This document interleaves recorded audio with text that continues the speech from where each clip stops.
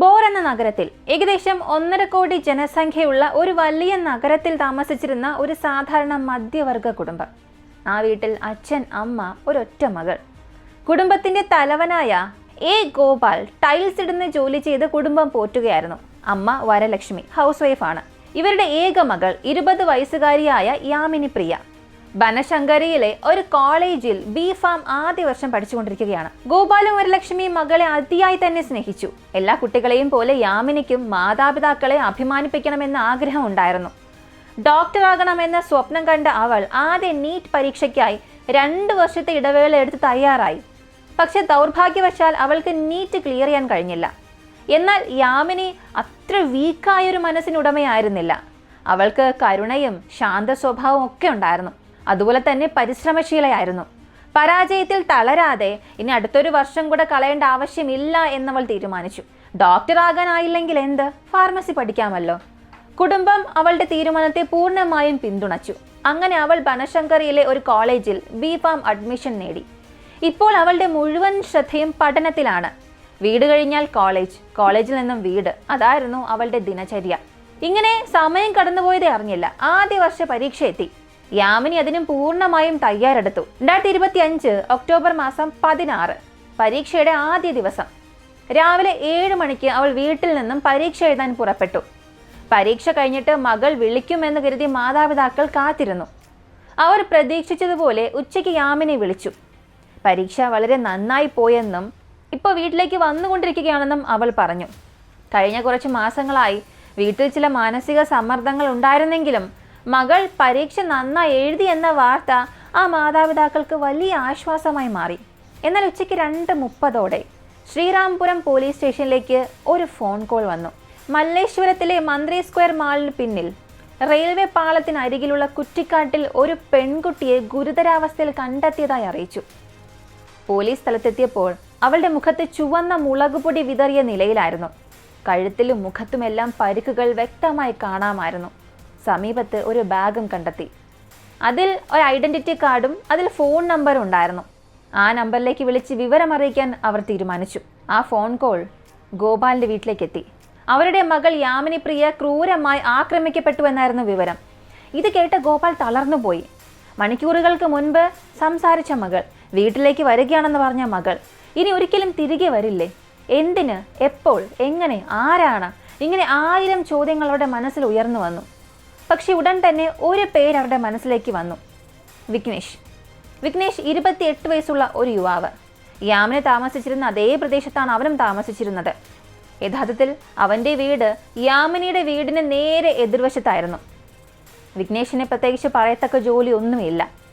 യാമിനി തൻ്റെ പഠനത്തിൽ മുഴുകിയിരിക്കുമ്പോൾ അയൽക്കാരനായ വിഘ്നേഷ് യാമിനിയെ സ്വന്തമാക്കണം എന്നാഗ്രഹിച്ചു. ഒരു സാധാരണ ഇഷ്ടമായി തുടങ്ങിയത് പിന്നീട് ഒരു പിടിവാശിയായ ആസക്തിയായി മാറി. അവളോട് സംസാരിക്കാൻ പല വഴികളിലും അവൻ ശ്രമിച്ചു. പക്ഷേ പിന്നെ അവന് കാത്തിരിക്കാനായില്ല. അവളെ വിവാഹം കഴിക്കണമെന്നായിരുന്നു അവൻ്റെ തീരുമാനം. അവരുടെ ഒരു ഉത്സവ ദിനത്തിൽ അവൻ യാമിനിക്ക് ഒരു സാരിയും കൂടാതെ കുങ്കുമവും സമ്മാനമായി നൽകാൻ ശ്രമിച്ചു. നമ്മുടെയൊക്കെ സംസ്കാരത്തിൽ സാരിയും കുങ്കുമവും നൽകുന്നത് വിവാഹ നിർദ്ദേശത്തിൻ്റെ ഒരു അടയാളമാണ്. ഈ ഒരു സമ്മാനം കണ്ടപ്പോൾ യാമിനി അതിയായി ഞെട്ടിപ്പോയി. എന്ത് ചെയ്യണമെന്ന് അവൾക്ക് അറിയില്ലായിരുന്നു. ഒരു വാക്ക് പോലും പറയാതെ അവൾ നേരെ വീട്ടിലേക്ക് ഓടി. സംഭവിച്ച കാര്യങ്ങളെല്ലാം അവൾ മാതാപിതാക്കളോട് പറഞ്ഞു. എന്നാൽ ഇത് യാമിനിയുടെയും കുടുംബത്തിൻ്റെയും പ്രശ്നം മാത്രമായിരുന്നില്ല. വിഘ്നേഷിൻ്റെ സ്വന്തം കുടുംബം പോലും അവൻ്റെ പെരുമാറ്റത്തിൽ മടുത്തുപോയിരുന്നു.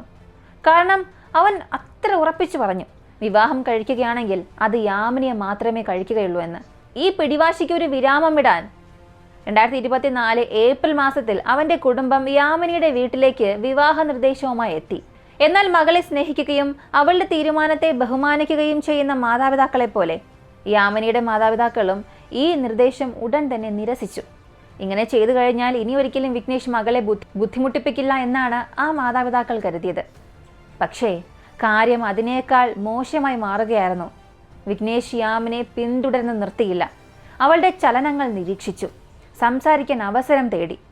അത് ഗുരുതരമായ ഒരു സാഹചര്യമായി തന്നെ മാറി. യാമിനിയുടെ അച്ഛൻ ദിവസവും മകളുടെ കൂടെ കോളേജിലേക്ക് പോകുന്നത് ഒരു പതിവായി മാറി. ആരും അവളെ ശല്യം ചെയ്യാതിരിക്കാനായി. 28 വയസ്സുള്ള ഒരാൾ 20 വയസ്സുള്ള ഒരു പെൺകുട്ടിയെ ഇങ്ങനെ പിന്തുടരുന്നത് ചിന്തിച്ചാൽ പോലും അസഹ്യമാണ്. ഒരു പെൺകുട്ടി ഇല്ല എന്ന് പറഞ്ഞാൽ അതാണ് അവസാനമെന്ന് എപ്പോഴാണ് ആൺകുട്ടികൾ മനസ്സിലാക്കുക? ഈ സിനിമകളിലൊക്കെ ഇല്ല എന്നത് അതേ എന്ന് കാണിച്ചാലും യഥാർത്ഥത്തിൽ ജീവിതത്തിൽ അങ്ങനെയൊന്നില്ല.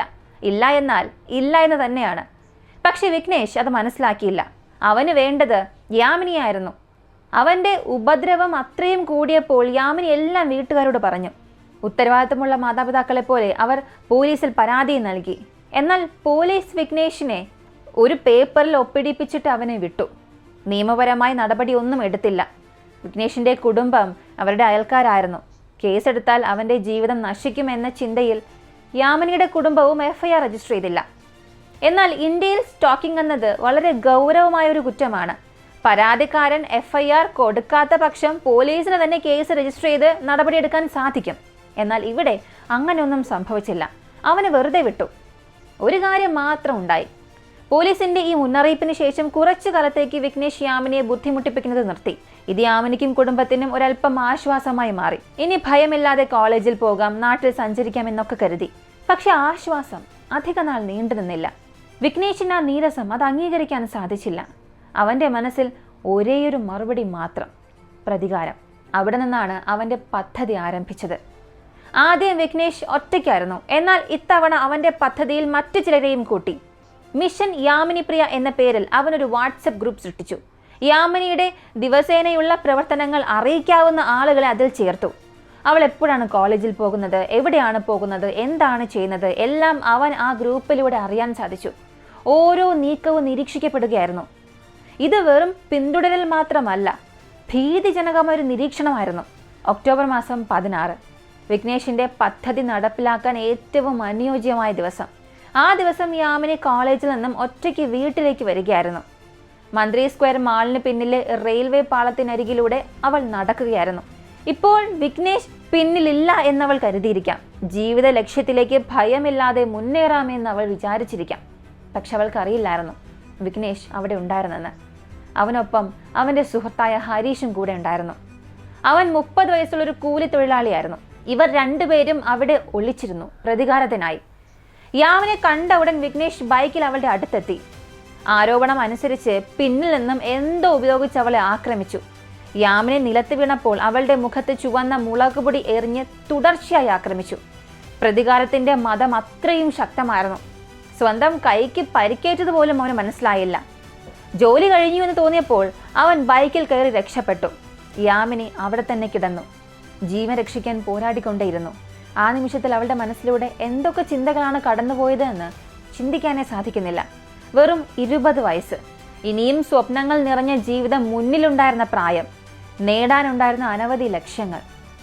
ഒരു പുരുഷന്റെ ആസക്തിയുടെ പേരിൽ യാമിനിക്ക് തൻ്റെ മുഴുവൻ ജീവിതവും നഷ്ടപ്പെടുത്തേണ്ടി വന്നു. കുറ്റിക്കാട്ടിൽ ആരോ കിടക്കുന്നതായി സമീപവാസികൾ ശ്രദ്ധിച്ചപ്പോൾ അവർ ഉടൻ തന്നെ പോലീസിനെ അറിയിച്ചു. പോലീസ് സ്ഥലത്തെത്തുമ്പോഴേക്കും വിഘ്നേഷ് ഭയത്തോടുകൂടി മറ്റെവിടേക്ക് ഓടി രക്ഷപ്പെടാൻ ശ്രമിച്ചു. കുറച്ച് വസ്ത്രങ്ങൾ, സാധനങ്ങളൊക്കെ പാക്ക് ചെയ്തു. മാതാപിതാക്കളെയും കൂട്ടി ഓട്ടോറിക്ഷയിൽ അവിടെ നിന്നും രക്ഷപ്പെട്ടു. അവൻ്റെ വീടിന് നേരെ എതിർവശത്ത് യാമിനിയുടെ കുടുംബം. ഇപ്പോഴും തങ്ങളുടെ മകൾ ഇനി ഇല്ല എന്ന സത്യത്തെക്കുറിച്ച് ഒന്നും അറിയാതിരിക്കുകയായിരുന്നു. പോലീസ് ഉടൻ തന്നെ അവിടെയുള്ള CCTV ദൃശ്യങ്ങൾ പരിശോധിച്ചു. യാമിനിയുടെ അച്ഛന് നേരത്തെ തന്നെ വിഘ്നേഷിനെ കുറിച്ചൊരു സംശയം ഉണ്ടായിരുന്നതും സംഭവത്തിന് പിന്നാലെ അവൻ കുടുംബത്തോടൊപ്പം ഒളിച്ചോടിയതും കൂടെ ചേർന്നപ്പോൾ കുറ്റം ചെയ്തത് വിഘ്നേഷ് ആണ് എന്ന് വ്യക്തമായി. 24 മണിക്കൂറിനുള്ളിൽ തന്നെ പോലീസ് വിഘ്നേഷിനെ കണ്ടെത്തി. അവൻ തൻ്റെ സുഹൃത്തായ ഹരീഷിന്റെ വീട്ടിൽ ഒളിച്ചിരിക്കുകയായിരുന്നു. അവൻ്റെ കയ്യിൽ പരിക്കുണ്ടായിരുന്നു. അത് സംഭവവുമായി നേരിട്ട് ബന്ധപ്പെട്ടൊരു തെളിവായിരുന്നു. ചോദ്യം ചെയ്യൽ ആരംഭിച്ച ഉടനെ യാമിനി തൻ്റെ വിവാഹ നിർദ്ദേശം നിരസിച്ചതിനാലാണ് ആക്രമിച്ചത് എന്ന് വിഘ്നേഷ് സമ്മതിച്ചു. അവളോടുള്ള ദേഷ്യവും വൈരാഗ്യവും അവനെ പ്രതികാരത്തിലേക്ക് നയിച്ചു. ഒരു നിമിഷത്തെ കോപത്തിൽ ആലോചിക്കാതെ അവൻ യാമിനിയുടെ ജീവൻ എടുത്തു. യാമിനിയുടെ മാതാപിതാക്കൾ നേരത്തെ പോലീസിൽ പരാതി നൽകിയ ദിവസം തന്നെ കർശനമായ നടപടി എടുത്തിരുന്നെങ്കിൽ ഇന്ന് യാമിനി ജീവിച്ചിരിക്കുമായിരുന്നു. പോലീസ് അന്വേഷിച്ചപ്പോൾ പിന്നീട് മനസ്സിലായി, ഇത് വിഘ്നേഷിന്റെ ആദ്യത്തെ പോലീസ് സ്റ്റേഷൻ സന്ദർശനം അല്ല. കോവിഡ് കാലത്ത് അവൻ പോലീസിന്റെ യൂണിഫോം ധരിച്ച് ആളുകളിൽ നിന്നും പണം പിരിച്ച കേസിൽ മുൻപ് തന്നെ അറസ്റ്റ് ചെയ്യപ്പെട്ടിരുന്നു. അവൻ്റെ ഈ ബാക്ക്ഗ്രൗണ്ട് പരിശോധിച്ചിരുന്നു എന്നുണ്ടെങ്കിൽ വെറുമൊരു പേപ്പറിൽ ഒപ്പിടിപ്പിച്ച് അവനെ വിട്ടയക്കില്ലായിരുന്നു. ഇപ്പോൾ വിഘ്നേഷും ഹരീഷും പോലീസ് കസ്റ്റഡിയിൽ കഴിയുകയാണ്, ശിക്ഷയ്ക്കായി കാത്തിരിക്കുകയാണ്. ഈ വിഘ്നേഷിന്റെ മനോഭാവം മറ്റുള്ളവരുടെ സമ്മതത്തെ ബഹുമാനിക്കാത്ത വിഷമനസ്സുള്ള ആളുകളുടേതുപോലെയാണ്. യാമിനി എൻ്റേതാകില്ലെങ്കിൽ ഇനി മറ്റാരുടേതും ആകരുത് എന്നവൻ ഹരീഷിനോട് പറഞ്ഞത് തന്നെ നല്ലൊരു തെളിവാണ്. ഈ കേസ് ഹൃദയം തകർക്കുന്ന ഒന്ന് തന്നെയാണ്. നമ്മുടെ രാജ്യത്തെ സ്ത്രീകൾക്കും പെൺകുട്ടികൾക്കും ഒരു ദിവസമെങ്കിലും ഭയമില്ലാതെ പുറത്തിറങ്ങി നടക്കാൻ കഴിയുന്ന കാലം എപ്പോൾ വരുമെന്നറിയില്ല. ജീവൻ അപകടത്തിലാണെന്ന സ്ഥിരമായ ഭയമില്ലാത്തൊരു സമൂഹം എന്നാണ് ഉണ്ടാവുക? യാമിനിപ്രിയയുടെ കേസ് ഇതോടുകൂടി അവസാനിച്ചു. എന്നാൽ ഈ കേസിലൂടെ നമ്മൾ മനസ്സിലാക്കേണ്ടത്, ഒരാളുടെ സമ്മതമില്ലാതെ സ്നേഹമോ വിവാഹമോ നിർബന്ധിപ്പിക്കുന്നത് സ്നേഹമല്ല, അത് പീഡനമാണ്. അതുപോലെ തന്നെയാണ് സ്റ്റോക്കിംഗ്. അതൊരു ചെറിയ കാര്യമല്ല, വളരെ ഗുരുതരമായ കുറ്റം തന്നെയാണ്. അവൻ വെറുതെ ഫോളോ ചെയ്യുകയാണ് എന്നൊക്കെ പറഞ്ഞ് നമ്മൾ അവഗണിക്കരുത്. ഇത്തരം പെരുമാറ്റങ്ങളാണ് ഭാവിയിൽ വലിയ അപകടങ്ങൾക്ക് കാരണമാകുന്നത്. അതുപോലെ തന്നെയാണ് എപ്പോഴും ഞാൻ പല കേസുകളിലും പറയുന്ന ഒരു കാര്യം, മുന്നറിയിപ്പുകൾ കിട്ടുമ്പോൾ തന്നെ ശക്തമായ നടപടി എടുക്കുക. കുടുംബവും പോലീസും സമയത്ത് കർശന നടപടി എടുത്താൽ പല ദുരന്തങ്ങളും ഒഴിവാക്കാൻ സാധിക്കും. യഥാർത്ഥ സ്നേഹമെന്നത് ബഹുമാനവും സമ്മതവും മനസ്സിലാക്കലുമാണ്. എനിക്കില്ലെങ്കിൽ മറ്റാരുടെയും ആകരുതെന്ന മനോഭാവം വിഷമുള്ളതും അപകടകരവുമാണ്. നമ്മുടെ മക്കൾ അവരുടെ പ്രശ്നം വീട്ടിൽ വന്ന് മാതാപിതാക്കളോട് തുറന്നു പറയുമ്പോൾ നമ്മൾ കുടുംബം അതിനെ ഗൗരവമായി തന്നെ കാണണം. തക്കതായ നടപടി സമയത്ത് സ്വീകരിക്കണം. ഇല്ലെങ്കിൽ നഷ്ടം നമുക്ക് തന്നെയാകും. ഈ ഒരു വീഡിയോയെക്കുറിച്ചുള്ള നിങ്ങളുടെ അഭിപ്രായം എന്താണെന്നുള്ളത് കമൻറ്റിൽ പറയുക. ഇതുവരെയും ഒരു ലൈക്ക് പോലും ചെയ്ത് കാണുന്നവരാണെങ്കിൽ ഒരു ലൈക്ക് ചെയ്ത് സപ്പോർട്ട് ചെയ്യാം. നിങ്ങൾ നൽകുന്ന ലൈക്കായിരിക്കും ഈ ചാനലിനെ ഒരുപാട് ഉയരങ്ങളിലേക്ക് എത്തിക്കാൻ സഹായിക്കുന്നത്. മറ്റൊരു വീഡിയോയുമായി വീണ്ടും കാണാം.